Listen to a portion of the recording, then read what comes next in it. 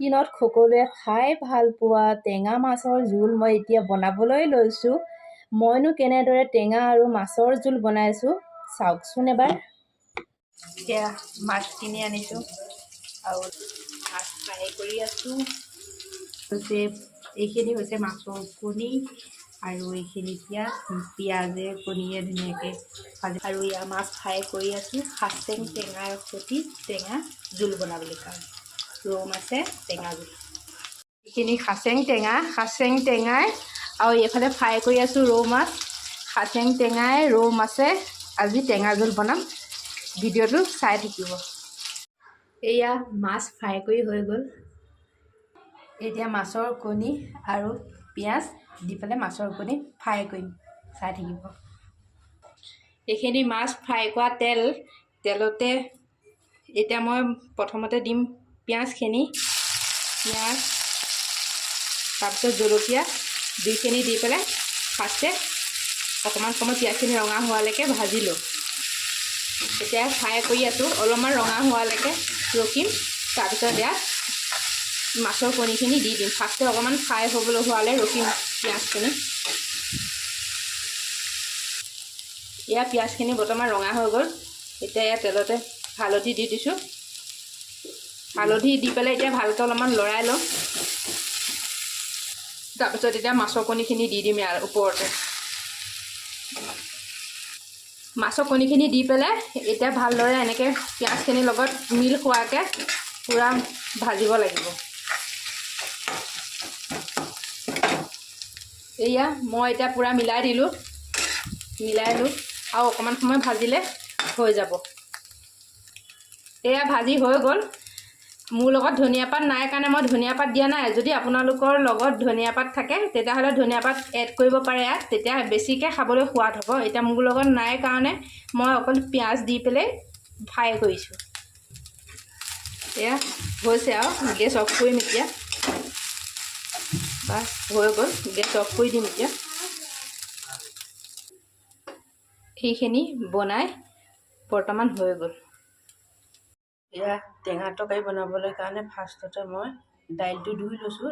দালিখিনি ধুই কৰি লৈ তাৰপিছত মই এতিয়া কেৰাহীত দাইলটো দি দিম। এতিয়া পানীখিনি অকণমান গৰম হ'বলৈ দিছোঁ। তাৰপিছত এইখিনি দালিখিনিতে এয়া পানী দি দিম অকণমান। দালিটো অকণমান গৰম হৈ উতলা অহা নিচিনা হোৱাত মই পানীত দাইলতে টেঙা পাতখিনি দি দিম। এতিয়া এইখিনি টেঙা পাত ছিগি পেলাই মই দাইলত দি দিম। অকণমান দাইলটো গৰম হোৱাত আপোনালোকে প্ৰেছাৰ কুকাৰতে দিও দাইলটো বনাব পাৰিব। মই বৰ্তমান প্ৰেছাৰ কুকাৰত দি পেলাই বনোৱা নাই, মই কেৰাহীত দি পেলাই বনাইছোঁ। ইয়াত দালিখিনি পূৰা উতল আহি গ'ল। এতিয়া মই এইখিনি শাক পাত ধুই থৈছোঁ, এইখিনি দাইলত দি দিম। শাক পাতখিনি দাইলত দি দিছোঁ, কাটিব কৰিব নালাগে। সিজি যোৱাৰ পিছত ঘুটনি মাৰি দিলে গোটেইখিনি ভাগি যাব।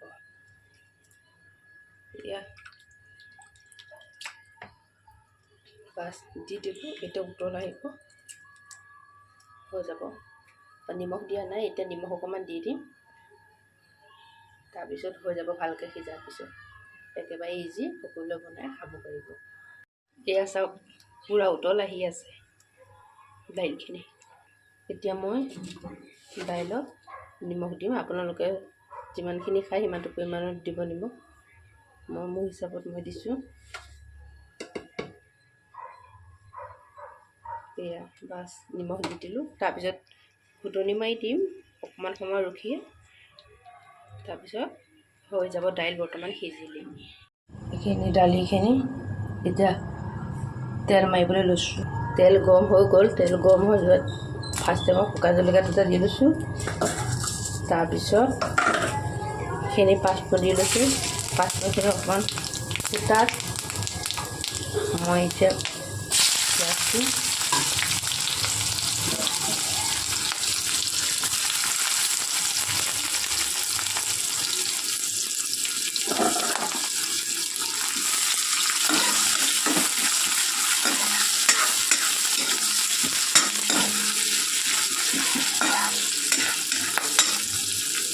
পিঁয়াজখিনি অকণমান ৰঙা হোৱাত মই হালধি দিম। ইয়াত পিঁয়াজখিনি এতিয়া ৰঙা হৈ গ'ল। এতিয়া মই ইয়াত হালধি দি দিম। এয়া আৰু কিবা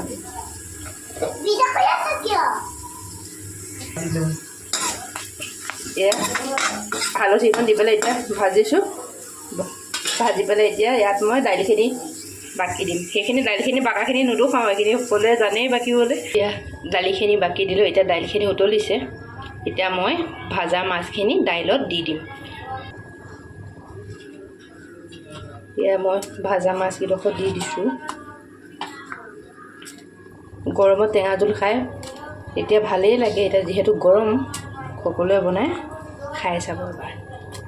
এয়া মই মাছখিনি দি দিলোঁ। এতিয়া প্ৰায় 3-4 মিনিটমান উতলিব দিম। তাৰপিছত মই গেছ অফ কৰি দিম আৰু খাবলৈ ৰেডি হৈ যাব। এয়া পূৰা একদম উতলি আছে। এয়া মোৰ টেঙা জোল বনাই তৈয়াৰ হৈ গ'ল। গৰমত ভাল পাব, এবাৰ সকলোৱে বনাই খাই চাব। এয়া মোৰ বনাই কৰি হৈ গ'ল।